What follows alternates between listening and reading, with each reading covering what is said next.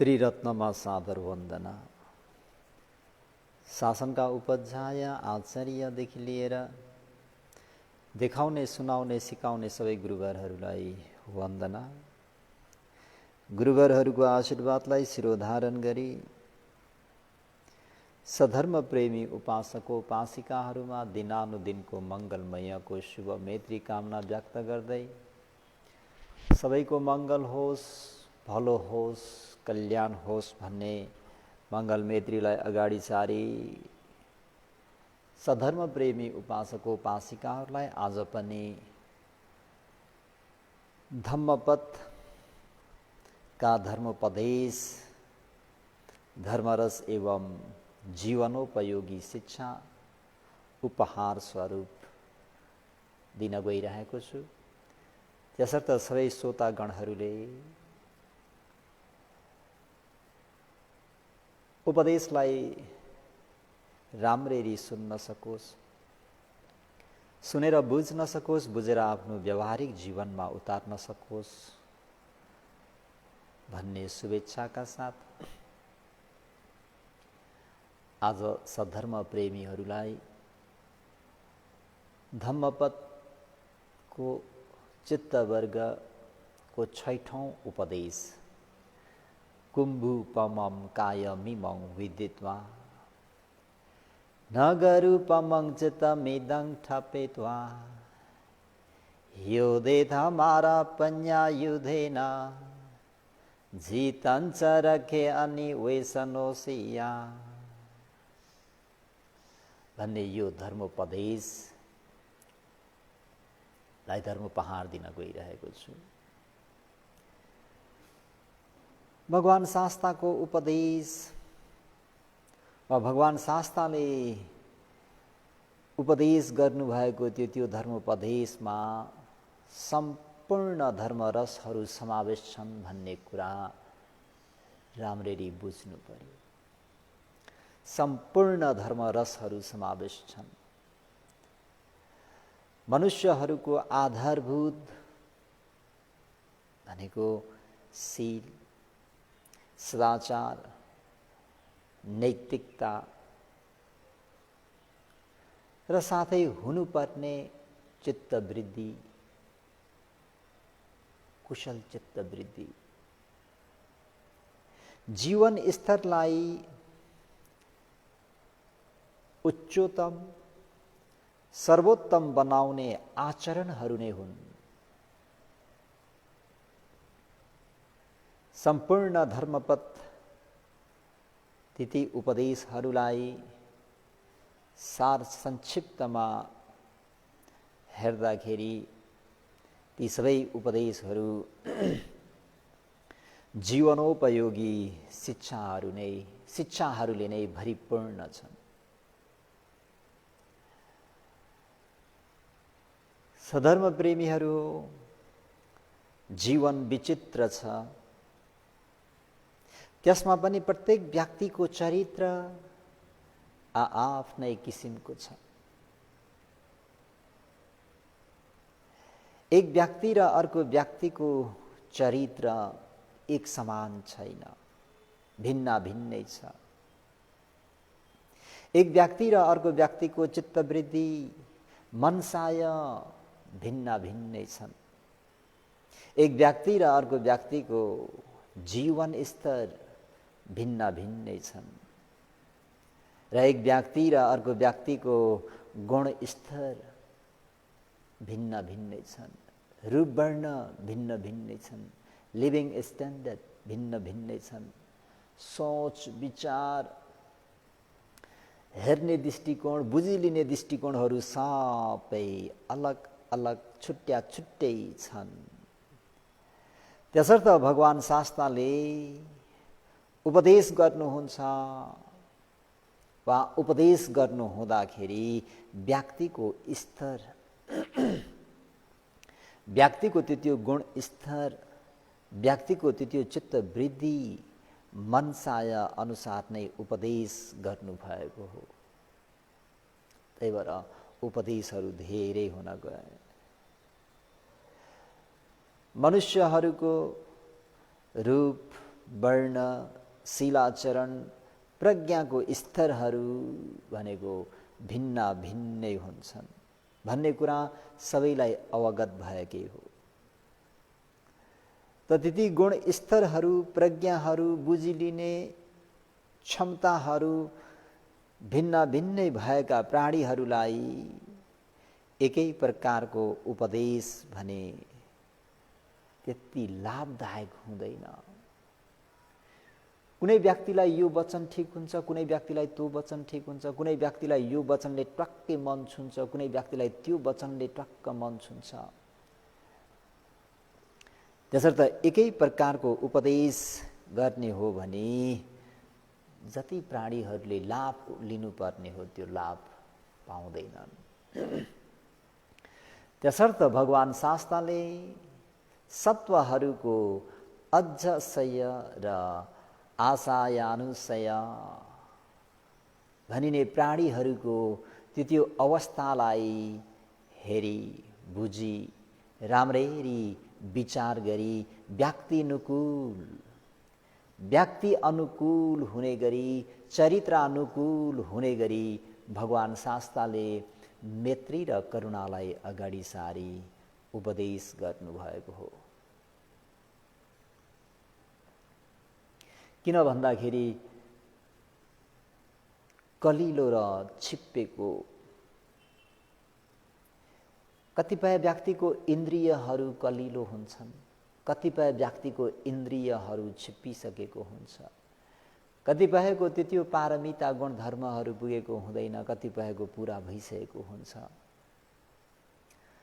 ती पञ्चेन्द्रियलाई हेरी, पाँच इन्द्रिय भन्ने बित्तिकै सतेन्द्रिय, सद्धेन्द्रिय, वीर्येन्द्रिय,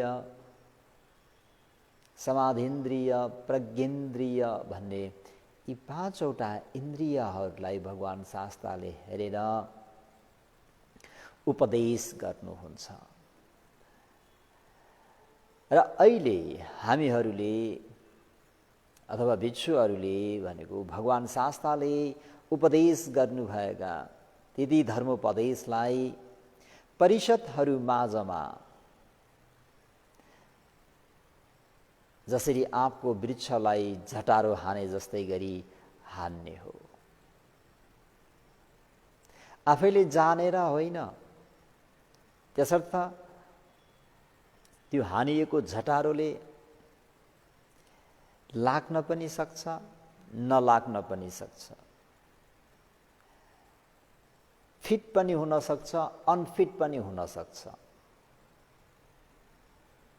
किन हामीहरूलाई प्राणीहरूको अध्यसय र आशयानुसय थाहा छैन, यो बुद्ध विषय हो। त्यही भएर अन्य प्रत्येक बुद्धहरूले चतुरार्य सत्यलाई राम्ररी अवबोध गरे तापनि उहाँहरूले चाहिँ त्यो अध्यसय र आशयानुसय ज्ञान नहुँदाखेरि उहाँहरूको उपदेश त्यति सफल भनौँ, त्यति फलवती बलवती, त्यति लाभदायी हुँदैन।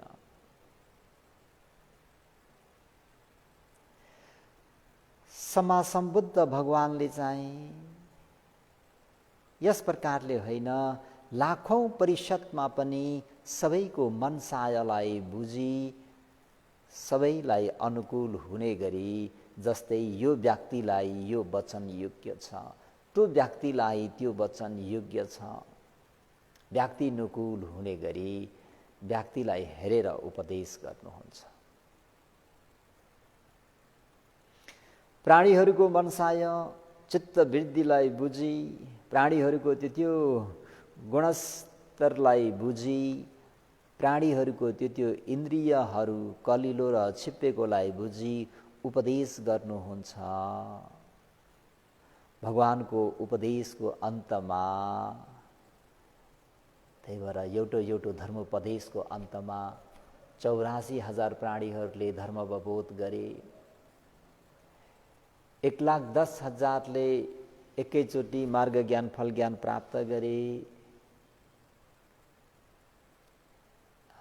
यसरी भगवान शास्ताको उपदेश कुनै पनि खेर जाँदैन, सित्तैमा जाँदैन। किन भगवान शास्ताले त्यो बरु पर्खिनुपर्छ भने पर्खिनुहुन्छ, कुर्नुहुन्छ।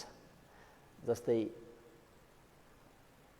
एकजना ब्राह्मणलाई, ब्राह्मणको यो खेती सबै डुब्छ, ब्राह्मण बाँड लागेको मृग जस्तै छटपट्याउने छन्,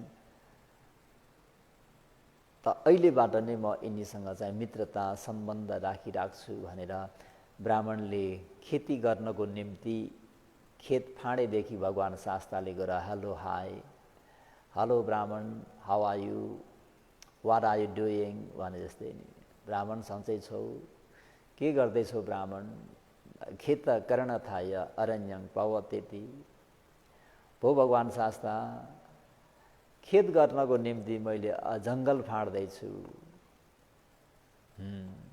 यसरी चाहिँ भगवान शास्ताले पर्खेर पर्खेर त्यतिन्जेलसम्म भगवान शास्ताले कुनै पनि धर्मको कुरा गर्नु भएन।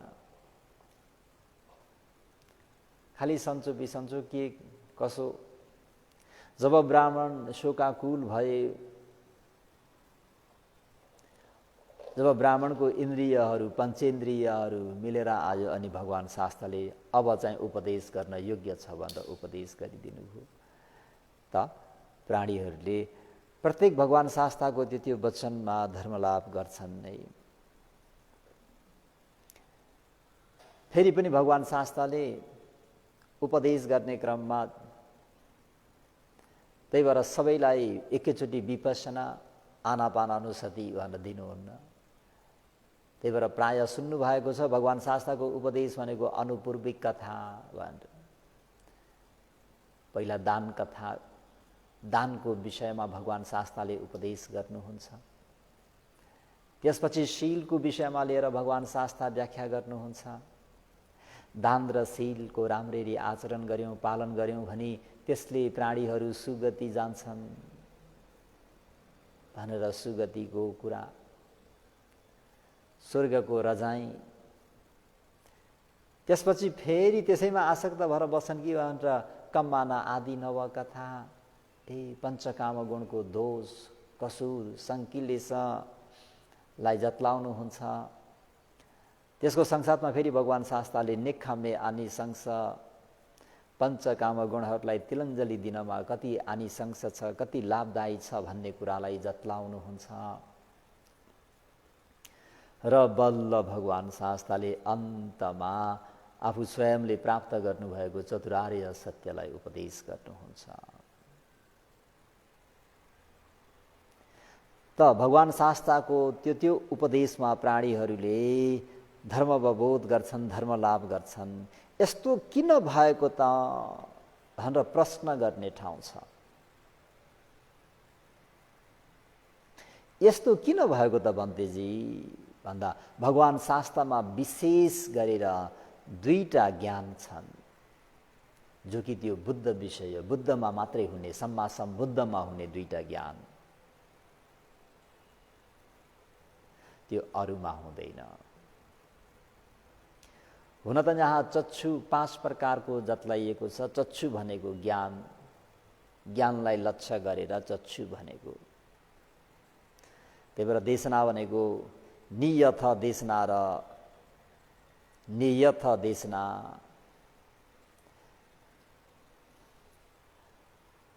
यो चाहिँ नियथ इन्डाइरेक्टली चक्षु भन्दाखेरि ज्ञानलाई बुझ्नुपर्छ। जस्तै मम्स चक्षु भनेको यो तपाईँ हामीहरूको आँखालाई भनिएको। यो चक्षुहरू मध्येमा सबसे दुर्बल चक्षु, एकदमै कमजोर।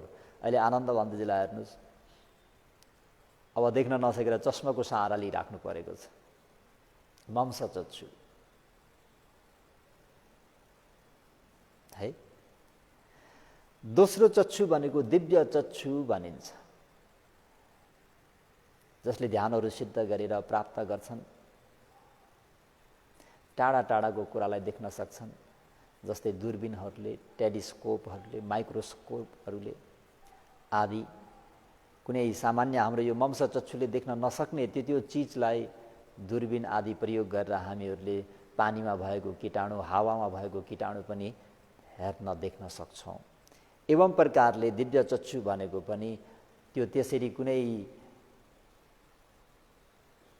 सामग्रीहरूको यन्त्रहरूको प्रयोग गरिराख्नु पर्दैन।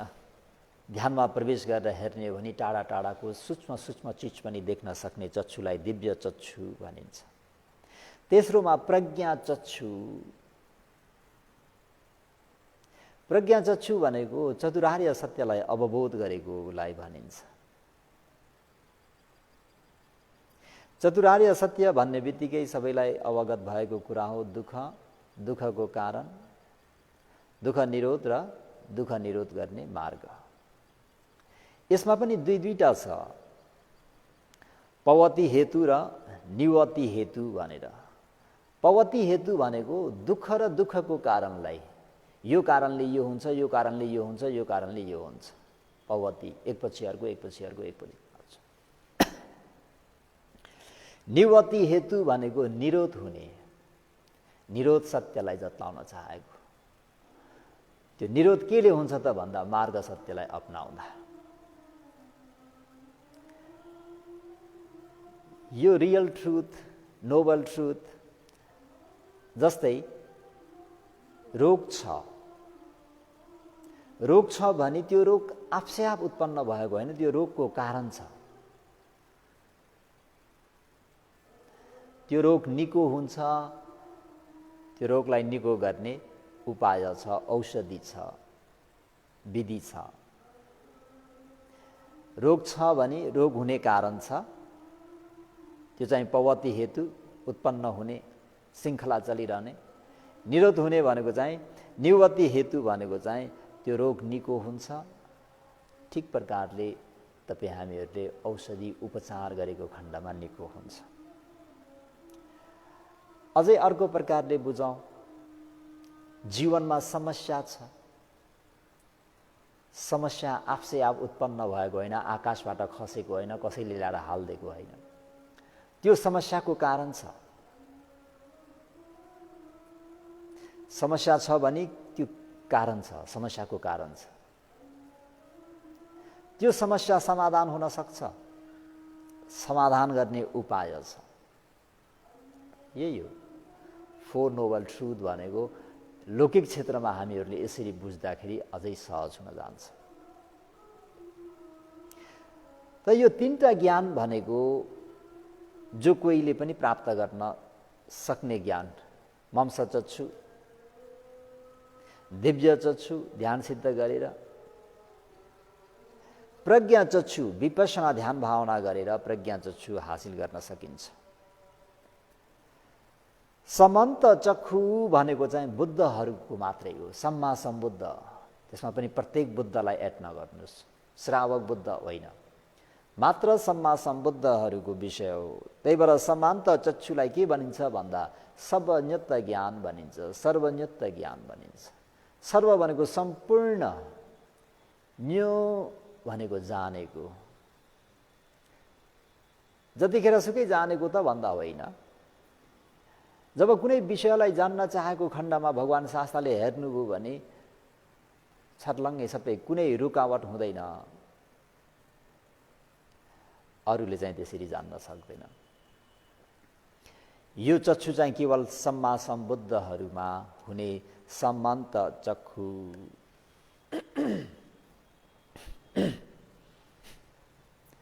अर्को भनिन्छ बुद्ध चक्षु। भगवान शास्त्रहरूले उपदेश गर्नु, म उपदेश गर्छु भन्दा अगावै उहाँहरूले बुद्ध चक्षुले हेर्नुहुन्छ र मात्र धर्मोपदेश गर्नुहुन्छ। भगवान शास्त्रहरूले बुद्ध चक्षुले नहेरिकन कुनै पनि उपदेश अहिले हामीहरूले झटारो हाने जस्तै कसैलाई पनि अनुमानको रूपमा यस्तो होला, यो भन्दा ठिक होला भनेर त्यो अनुमानको रूपमा गर्नुहुन्न है। उहाँहरूले त्यो व्यक्तिलाई हेरेर अब उपदेश गर्न योग्य छ, यो व्यक्तिलाई कुन उपदेश गर्ने भने टक्क लाग्छ र यसको काम सिद्ध हुन्छ भन्ने कुरालाई जान्नुहुन्छ। के हेर्नुहुन्छ त भन्दा श्रोतागणहरूको इन्द्रियलाई हेर्नुहुन्छ।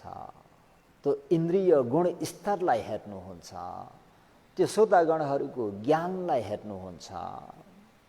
छिप्पेको छ कि कलिलो छ, जस्तै कलिलो फललाई तपाईँ हामीहरूले चाँडो पकाउँछौँ भनेर चाहिँ टिपेर कुनै चिजमा गुम्साएर राख्यौँ भने के हुन्छ?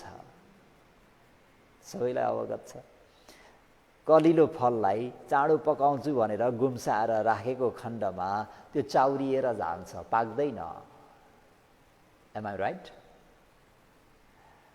है, यो गृहिणीहरूलाई अझ धेरै थाहा छ। यदि छिप्पेको फललाई हामीहरू चाँडै पकाउन चाहन्छौँ भने हामीहरूले चामलभित्र राखेर त्यसलाई ढाकिदिन्छौँ, अनि के हुन्छ त भन्दा त्यो चाँडो पाक्छ।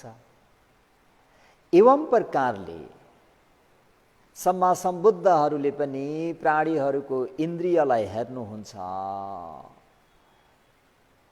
होइन भने उपदेश गर्नुहुन्न। जस्तो दारुचिरियालाई हेरौँ। दारुचिरियाले बम्बईबाट, सुना प्रान्त भनेको पुणे बम्बईतिरबाट भगवान शास्ताको दर्शन गर्न आए। आएर भगवान शास्तालाई भिक्षाटनमा भेटेर, भगवान शास्ता मलाई उपदेश गरिदिनुहोस्। दारुचिरिया, यो मेरो भिक्षाको समय हो। फेरि पनि दोस्रो पटक पनि भगवान शास्ता, म पनि अनित्य, हजुर पनि अनित्य, मलाई उपदेश गरिदिनुहोस्। किन? दारुचिरियाको इन्द्रियहरू मिलिरहेको छैन। यसो हुँदाहुँदै जब भगवान शास्ताले दारुचिरियाको इन्द्रियलाई बुझ्नुभयो, अनि मात्र भगवान शास्ताले दारुचिरियालाई दिठे दिठ मतङ्क्ति भविष्यति दारुचिरिया, दारुचिरिया देखे भने देखेकोमा रोक भनेर यसरी उपदेश गरिदिनु हुँदाखेरि दारुचिरियाले त्यही नै मार्ग ज्ञान फल ज्ञान प्राप्त गर्छन्। एवं प्रकारले अझै ज्वलन्त उदाहरणको रूपमा आफ्नै औरस पुत्र राहुल कुमारलाई हेरौँ। भगवान शास्ताले राहुल कुमारलाई पहिला शिलाचरणमा प्रतिष्ठित गर्नको निम्ति शीलको विषयमा लिएर भगवान शास्ताले धेरै उपदेश गर्नुभएको छ राहुललाई, है। एवं प्रकारले राहुल कुमारलाई भगवान शास्ताले राहुल कस्तो प्रकारको चित्तवृद्धि हुनुपर्छ भनेर राम्रो कुशल चित्तवृद्धिप्रति धेरै फोर्स गरेर उपदेश गर्नुभएको छ। समय अनुकूल हुने गरी उपदेश गर्दै जानुभएको छ, न कि एकैचोटि आनापानानुसति एकैचोटि विपसना राहुललाई दिनुभएको छैन। हजुरहरूले ख्याल गर्नुभएको छ वा छैन? यसरी भगवान शास्ताले बिस्तारै बिस्तारै उमेर अनुसार उसको इन्द्रियलाई हेर्दै हेर्दै हेर्दै जब उनी तन्नेरी भए, तन्नेरी हुँदाखेरि अब उनीमा अभिमान आउनु स्वाभाविक थियो। एक त उनी राहुल भनेका, जस्तो कि सेतो हात्ती अगाडिबाट जाँदाखेरि त्यो हात्तीको सानो बच्चा, सेतो बच्चा फेरि पछाडिबाट जाँदा त्यो दृश्य कस्तो मनमोहक हुन्छ। एवं प्रकारले नै भगवान शास्ता अगाडिबाट भिक्षाटनमा जानुहुँदा राहुल कुमार पछाडि भगवान शास्ताको पछि पछि जाँदाखेरि त्यो दृश्य हेरेर मानिसहरू कहिले पनि तृप्त हुँदैनथे अरे, है। त अभिमान गर्न पनि योग्य थियो। भगवान शास्ताको औरस पुत्र छोरा, एउटा उमेरमा सबैलाई हुन्छ त्यो। त त्यतिखेर पनि भगवान शास्ताले राहुल, तिमीले बिर्सेर पनि झुट्टा कुरा नबोल है, निर्भिमानी बनाउनको निम्ति। यहाँसम्म पनि भगवान शास्ताले अझै विपसनाको कुरा दिनु नै भएको छैन। जब उनी उपसम्पदा भए, 20-22 वर्षको जब उनको राहुलको इन्द्रिय छिप्यो, अनि भगवान शास्ताले राहुललाई राहुल आउ जाउँ भनेर एकान्तमा लगेर धातु कर्मस्थान दिनुभयो। पृथ्वी धातु, तेजो धातु, आपो धातु, वायु धातु, आकाश धातु र विज्ञान धातु भनेर राहुल कुमारलाई, राहुल स्थवीरलाई भगवान शास्ताले दिनुभएको कर्मस्थान भनेको धातु कर्मस्थान। है। त उपदेश सफल भयो।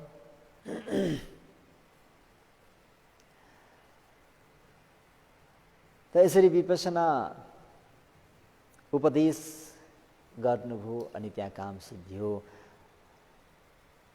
त्यो अजसयलाई नबुझिकन कुनै व्यक्तिले, जस्तो अहिले हामीले भनौँ न, हाम्रो भनेको भगवान् शास्त्रले गर्नुभएको उपदेशलाई अनुमानले 100 जना छन् भने कतै एकजनालाई मन छुन्छ कि एकजनालाई फिट हुन्छ कि कतै बाँकी 99 जनालाई त भन्दैले के बक्नुहुन्छ खोइ पनि केही बुद्ध पनि बुझिँदैन भन्ने जस्तो पनि हुन्छ। किन?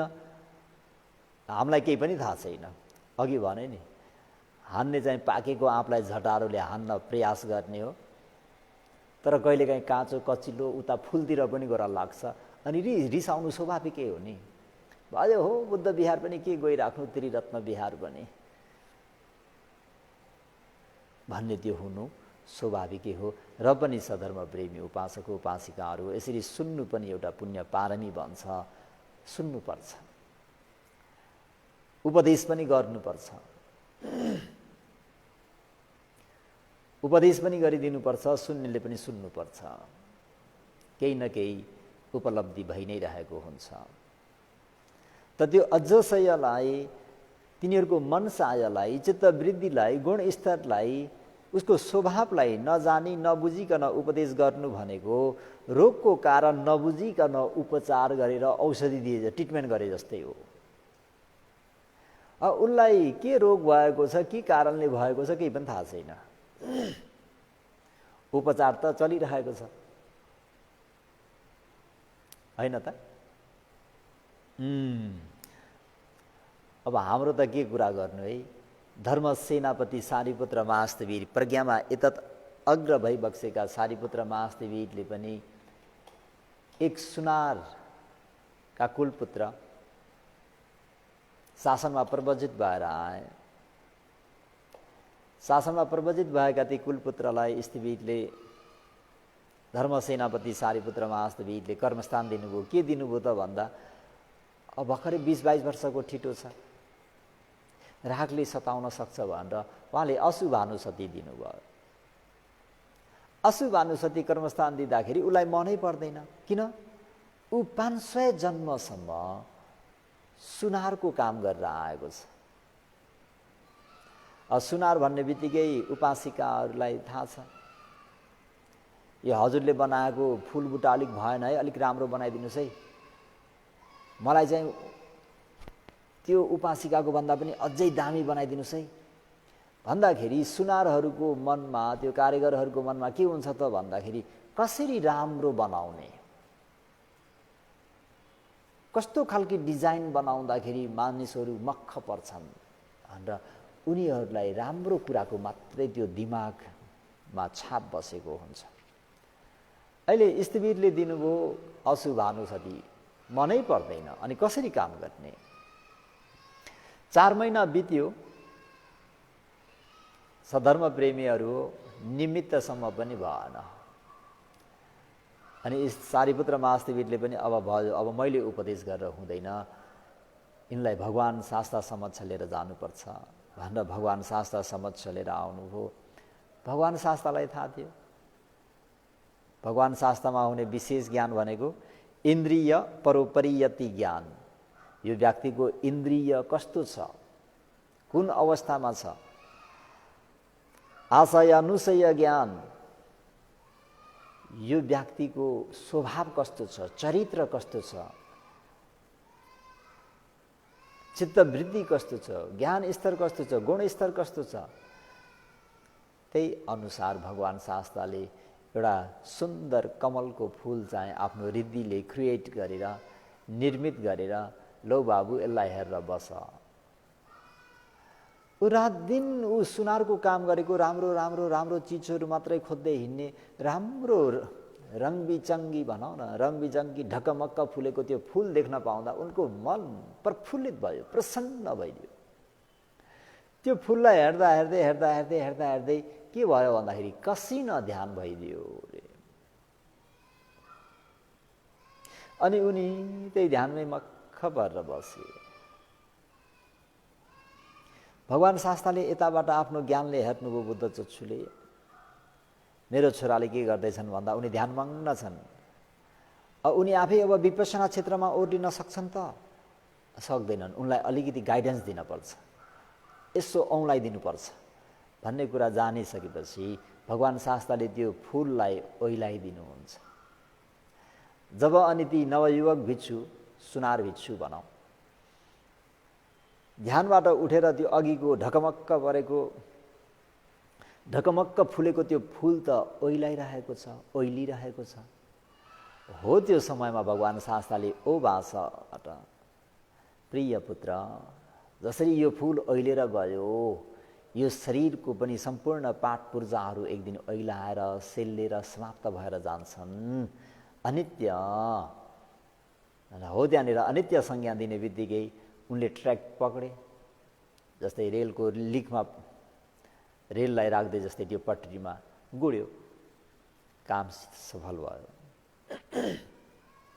यस्तो किन भयो त भन्दाखेरि बुद्धहरूमा हुने विशेष दुईटा ज्ञान, त्यो के हो त भन्दा इन्द्रिय परोपरियति ज्ञान, आशय अनुशय ज्ञान। तपाईँ हामीहरूको वासनालाई, तपाईँ हामीहरूको हेबिटलाई, चित्त वृद्धिलाई, मनसायलाई बुझ्न सक्ने ज्ञान, र अर्को तपाईँ हामीहरूको इन्द्रिय, सद्इन्द्रिय, समाधिन्द्रिय, वीर्येन्द्रिय, सतेन्द्रिय, पञ्चेन्द्रियहरूको त्यो छिप्पेको नछिप्पेको कुरा जान्न सक्ने ज्ञान चाहिँ समाज सम्बुद्धमा भएको हुँदाखेरि भगवान शास्ताहरूले उपदेश गर्नुभयो भने कल्याणै कल्याण, कल्याणै कल्याण, कल्याणै कल्याण। त आज पनि धम्मपद, धर्मोपदेशका धर्मरस एवं जीवनोपयोगी शिक्षा, आज 6औं कथावस्तु, 6औं उपदेश चित्तवर्गको।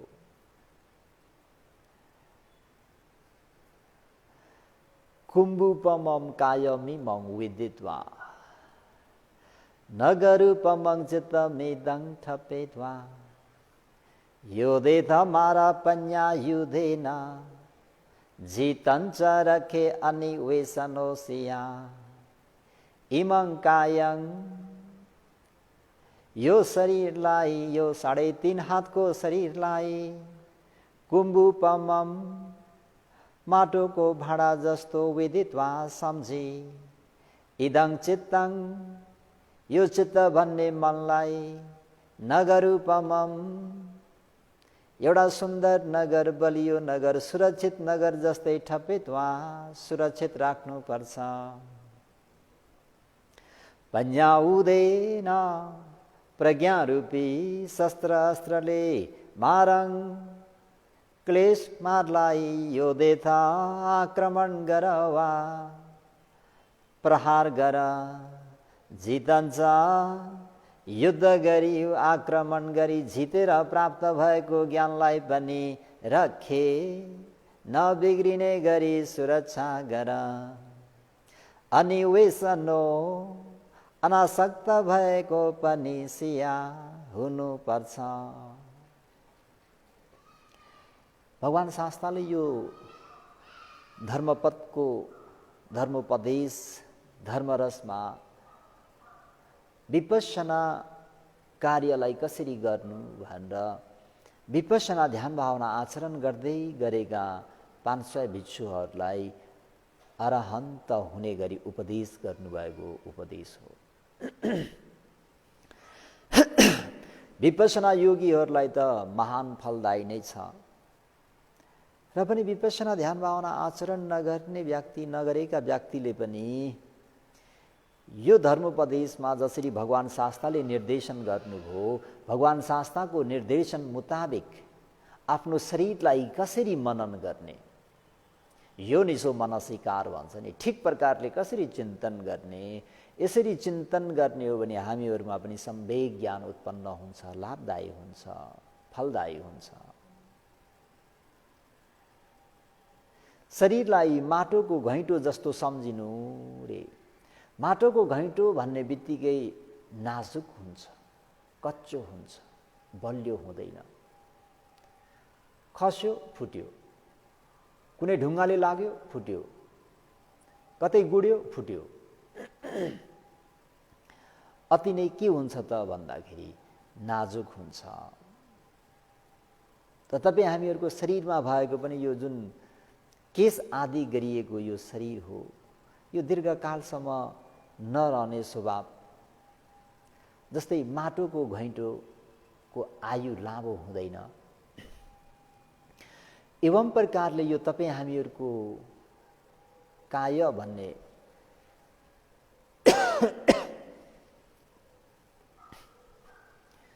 शरीर पनि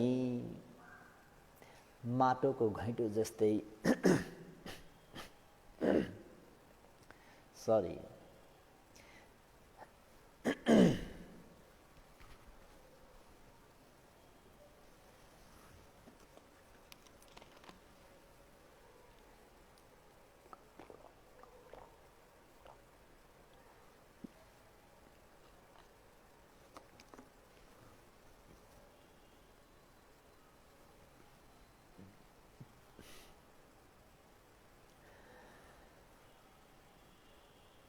माटोको घैँटो सबैलाई थाहा छ,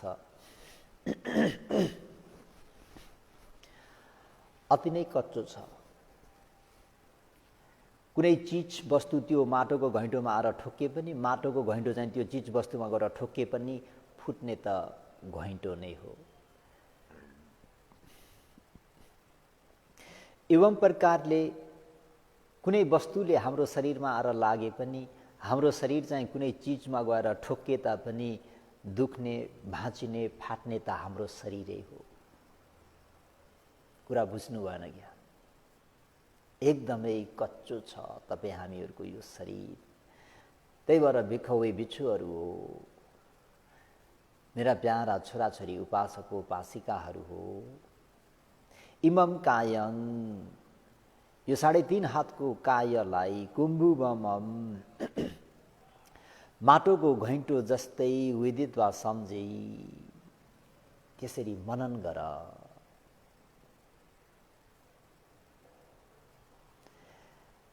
र चित्त भन्ने मनलाई चाहिँ नगरूपमम रे, नगर जस्तै सम्झिनु,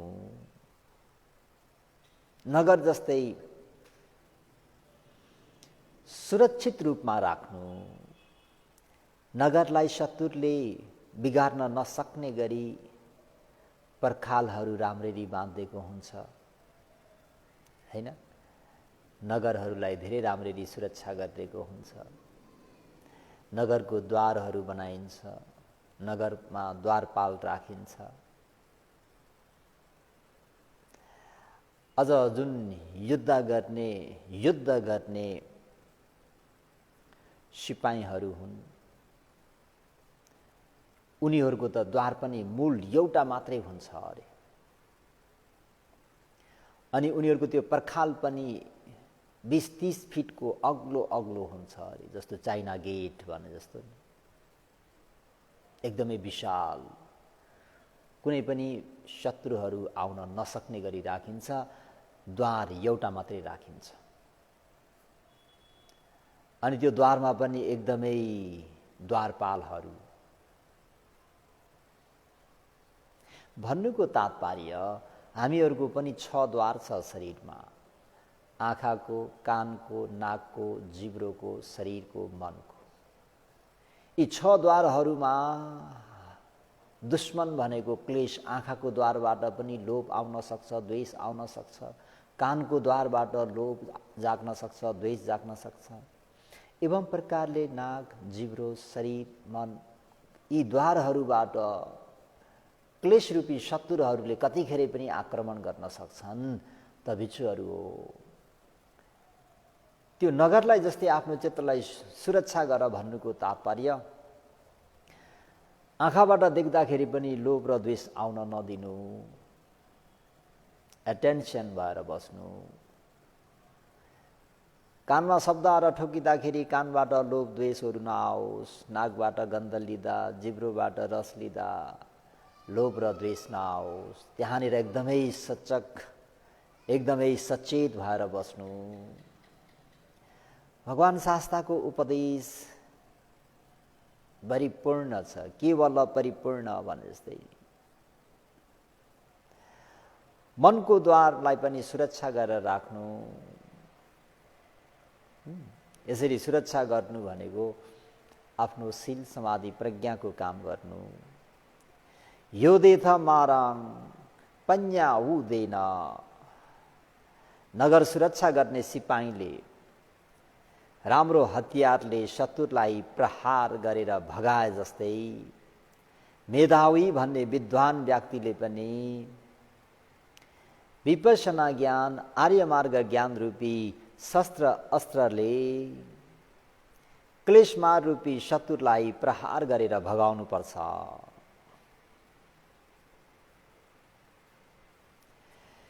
यो देथ मारा पुण्य उयुधेन, प्रज्ञाको आयुधले, प्रज्ञाको शस्त्रले, प्रज्ञाको गनले, प्रज्ञाको बमले दुश्मनलाई बुम उडाइदिनु पर्यो, दुश्मनलाई सखाप पार्नु पर्यो। कुन दुश्मनलाई? मनमा भएको विकारलाई। आँखा, कान, नाक, जिब्रो, शरीर, मन भन्ने 6 द्वारमा राग काम तणहा उत्पन्न भयो भने कसरी चाहिँ त्यो प्रज्ञाको शास्त्र प्रयोग गर्ने त? प्रज्ञाको गन, प्रज्ञाको बम, प्रज्ञाको के भन्छ हतियार कसरी प्रयोग गरेर मार्ने त भन्दाखेरि भगवान शास्त्रले अशुभ भावे तबं रागस पहानाय, अशुभ संज्ञा भावे तबं रागस पहानाय। आँखा, कान, नाक, जिब्रो, शरीर, मनमा राग उत्पन्न भयो भने अशुभानुसतिको भाविता गर्नु, अशुभ संज्ञाको स्मरण गर्नु। अशुभ संज्ञा कसरी गर्ने भन्थे? सजिलो छ, कसैले जाने, कहीँ जानै पर्दैन। आँखाबाट के निस्किन्छ? चिप्रा, त्यसलाई अशुभ। हेर त मेरो आँखाबाट जति पनि निस्किन्छ कति अशुचि हो, कति अशुभ हो, कति दुर्गन्ध हो। त्यसलाई बार बार बार बार बार बार आक्रमण गर्नु, प्रहार गर्नु पर्यो नि। मनमा राग रूपी शत्रुले आक्रमण गर्यो भनेपछि त्यसलाई हटाउनको निम्ति बार बार बार बार बार बार भाविता गर्नुपर्छ। भनेको त्यो प्रहार गर्नुपर्छ, बम विस्फोट गरिदिनुपर्छ। कानबाट के निस्किन्छ? काने गुजी, त्यो हेर्नु। नाकबाट, मुखबाट, सम्पूर्ण शरीरबाट निस्किन्छ के? अशुचि, दुर्गन्धयुक्त हो। त्यो कुरालाई भाविता गर्ने हो भने आज पनि भाविता गर्यो, भोलि पनि भाविता गर्यो, भाविता गर्दा गर्दा गर्दा गर्दा गर्दा के हुन्छ त भन्दा त्यो रागरूपी क्लेशलाई हटाउने प्रज्ञाको शस्त्र कसरी प्रयोग गर्ने त भन्दा यसरी सधर्म प्रेमी उपासक उपासिकाहरू अशुभ संज्ञा भावे तबं रागस पहानाय, आफ्नो मनमा उत्पन्न भएको कामछन्द आदि त्यो राग उत्पन्न भयो, लोभ उत्पन्न भयो भने अशुभ संज्ञाको भाविता गर्नुपर्छ। आफ्नो आफ्नो स्तरबाट काम गर्नुपर्छ। मनमा द्वेष उत्पन्न भयो, मनमा चित्त बुझेन, मनमा क्रोध उत्पन्न भयो भने त्यो क्रोध रूपी शत्रुलाई कसरी भगाउने त भन्दा मेत्ता भावे तबं दोषस्स पहानाय, दोषस्स मनमा उत्पन्न भएको त्यो द्वेषलाई, क्रोधलाई, रिसलाई पहानाय पन्छाउनको निम्ति मेत्ता, मेरो बैरीको, मेरो शत्रुको मङ्गल होस्, भलो होस्, कुनै प्रकारको दुःख कष्ट नहोस् भन्ने कुरालाई भाविता गर्ने। म शिष्य वैर भाव सदा दूर हो, वैर रहित हो, क्रोध रहित हो भनेर बार बार बार बार बार बार बार बार बार बार प्रहार गर्नु पर्यो, आक्रमण गर्नु पर्यो। यसरी आक्रमण गरेनौँ, यसरी प्रहार गरेनौँ, यसरी युद्ध गरेनौँ भने त्यो द्वेषरूपी क्लेशले, द्वेषरूपी शत्रुले तपाईँ हामीहरूलाई पराजय गरिदिन्छ। उसले आफ्नो विजय हात लगाएर जान्छ। त्यही भएर भगवान शास्त्रले यो ठाउँमा यो देथ मारङ पन्या उदेन, भिक्षु हो प्रज्ञारूपी शस्त्र अस्त्र लिएर मारङ भन्ने क्लेश मारलाई यो देथ, आक्रमण गर, प्रहार गर।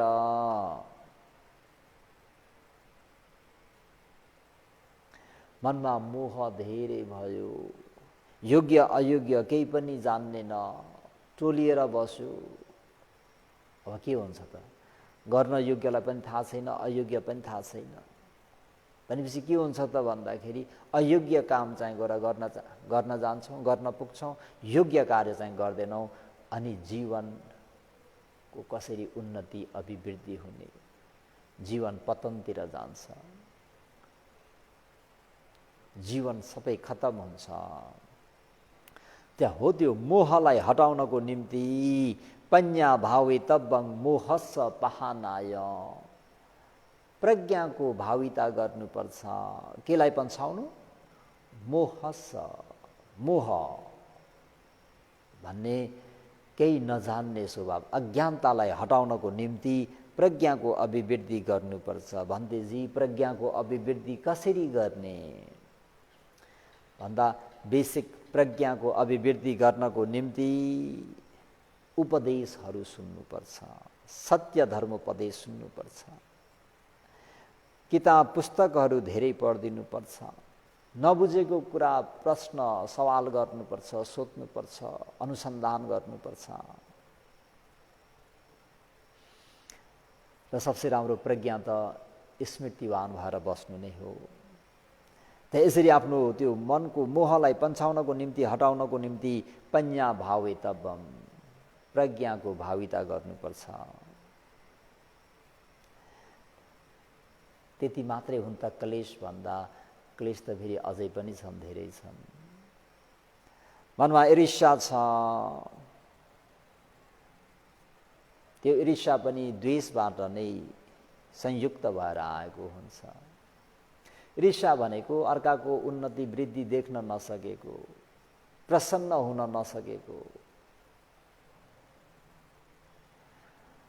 हो। त्यो ईर्ष्यालाई पन्छाउनको निम्ति के गर्ने त? आनापानानुसति नै गर्ने त? फुलेको सुकेकै हेर्ने त भन्दा होइन अरे। हो त्यो ईर्ष्यालाई पन्छाउनको निम्ति मुदिता भावितव्यं रे, मुदिताको भाविता गर्नुपर्छ। हेर त कति यसले राम्ररी परिश्रम गर्यो, कति पुण्यले पनि कति साथ दिएको, कस्तो राम्रो पुण्य गरेको रहेछ भनेर अर्काको उन्नति वृद्धिमा आफू मुदित हुन सक्नुपर्छ। भगवान शास्त्रले 40 प्रकारका कर्मस्थान सित्तैमा दिनुभएको होइन। त्यो रोगलाई, सबै रोगलाई एउटै औषधिले त हुँदैन नि सधर्म प्रेमीहरू। रोग अनुसारको औषधि सेवन गर्न जान्नुपर्छ र अनि बल्ल त्यो रोग ट्वाक्कै हुन्छ है। रोग छ एउटा, औषधि छ अर्को, अन्त ट्रिटमेन्ट गरेको पनि वर्षौं बितिसक्यो, खोइ 19 को 20 हो कि 20 को 19 भएको छैन भनिन्छ नि। किन त भन्दाखेरि त्यो ट्रिटमेन्ट ठिक प्रकारको भएन, भाविता ठिक प्रकारको भएन, काम सही प्रकारले भएन। मत्सरीय भन्ने छ फेरि, मत्सरीय त फेरि धेरै छ। अब आवास मत्सरीय भन्छ, लाभ मत्सरीय, कुल मत्सरीय, वर्ण मत्सरीय, धम्म मत्सरीय भनेर। आवास मत्सरीय भनेको जस्तै हामी बिहारमा आउँछौँ, सधैँ म यो ठाउँमा बस्छु भनेपछि त्यो ठाउँ मेरो निजी भए जस्तो हुन्छ। त्यही ठाउँमा नै म बसेर उपदेश सुन्नुपर्छ, होइन भने त्यो ठाउँमा अरू बस्दिए भने त्यहाँ बस बबाल भयो। अब आवाज छ, बस्ने ठाउँ मलाई मात्रै होस्, मैले मात्रै प्राप्त गर्नुपर्छ, अरूलाई होइन।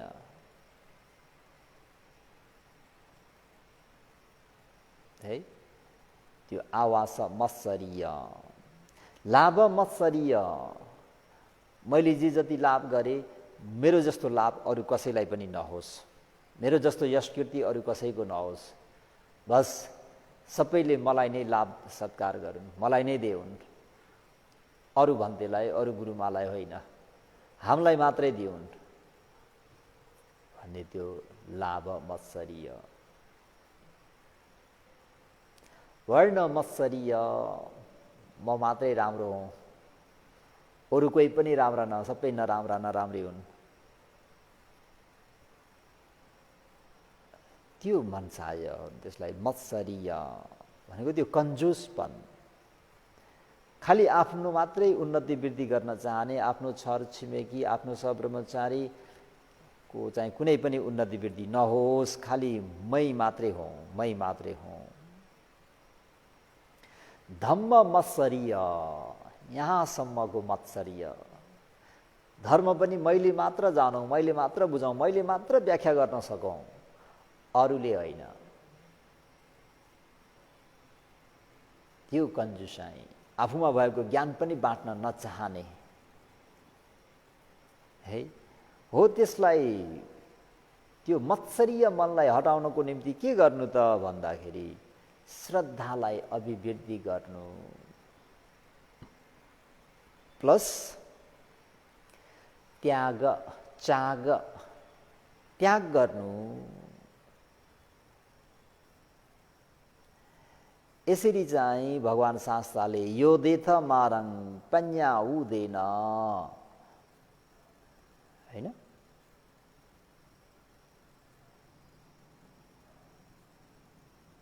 प्रज्ञारूपी शस्त्र अस्त्र लिएर उत्पन्न भएको त्यो क्लेशहरूलाई, मारहरूलाई तपाईँ हामीहरूले भगाउन सक्नुपर्छ। र अनि जितन्छ राखे। यसरी परिश्रम गर्यौँ, प्रयास गर्यौँ र जब हामीहरूले प्राप्त गर्यौँ, त्यो जुन प्राप्त गरेको त्यो चिजलाई पनि राम्ररी के गर्नुपर्छ त भन्दाखेरि सुरक्षा गरेर राख्नुपर्छ। हामीहरूले अशुभानुसति भाविता गरेर रागलाई पन्छायौँ भने अब पुनः फेरि त्यो राग उत्पन्न नहुने गरी त्यो अशुभानुसतिलाई राम्ररी सुरक्षा गरिराख्नुपर्छ, भाविता गरिराख्नुपर्छ।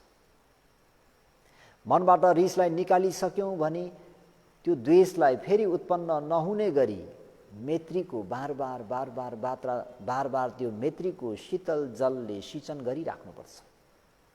मोहलाई पन्छाउन एकपटक पन्छायौँ भनेपछि प्रज्ञाको भाविता बार बार गर्नुपर्छ। सुरक्षा गरेर राख्नु भनेको प्राप्त त्यति मेहनत परिश्रम गरेर हामीहरूले प्राप्त गरेको त्यो चिज वस्तुहरू, लौकिक धन सम्पत्तिहरू, मान मर्यादाहरू, पद प्रतिष्ठाहरूलाई गुमाउन हुँदैन। त्यसलाई सुरक्षा गरेर राख्नुपर्छ। अनि सुरक्षा गरेर फेरि के त्यसमा आसक्त भएर बस्ने त, अब अगाडि नबढ्ने त भन्दा भगवान शास्त्रले अझै एउटा शब्दबाट फेरि हौसला दिनुहुन्छ, अनिवेशनो।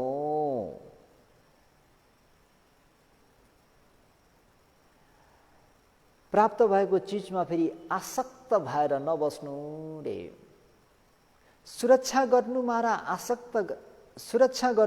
आसक्त हुनुमा धेरै अन्तर हुन्छ नि। आसक्ति भनेको नराम्रो हो, अवगुण हो, क्लेश हो। सुरक्षा गर्नु भनेको क्वालिटी हो, गुणस्तर हो। आसक्त नहुनु, अनासक्त भइरहनु र अझै त्योभन्दा अझै माथि जीवन अझै उच्चतम सर्वोत्तम जीवन हुने गरी उकास्नु, अझै प्रयास गर्नु। भगवान शास्त्रले यसरी चाहिँ तपाईँ हामीहरूलाई निर्देशन गर्नुभएको छ। शरीरलाई माटोको भाँडा जस्तै सम्झिनु, चित्तलाई नगर जस्तै सुरक्षा राख्नु र प्रज्ञारूपी शास्त्र लिएर मारसँग युद्ध गर्नु, मारलाई जितेर प्राप्त भएको त्यो ज्ञानमा पनि अनासक्त भई आफ्नो चित्तलाई सुरक्षा राखेर बस्नु। अनि यो धर्मोपदेशको धर्मरस एवं जीवनोपयोगी शिक्षा केवल परिपूर्ण, केवल परिशुद्ध, लौकिक क्षेत्रमा पनि यही हो, लोकोत्तर क्षेत्रमा पनि यही हो है। त सधर्म प्रेमी उपासक उपासिकाहरू, आजको यो चित्तवर्गको 6औं धर्मरस एवं जीवनोपयोगी शिक्षा यही नै समाप्त गरौँ। इदं मे पुण्यं आसवख्यया वहं होतु, इदं मे पुण्यं निब्बानस पच्चयो होतु, इदं मे पुण्यं सब्बे सत्ता अनुमोदन्तु, सुखिता भवन्तु। साधु साधु साधु।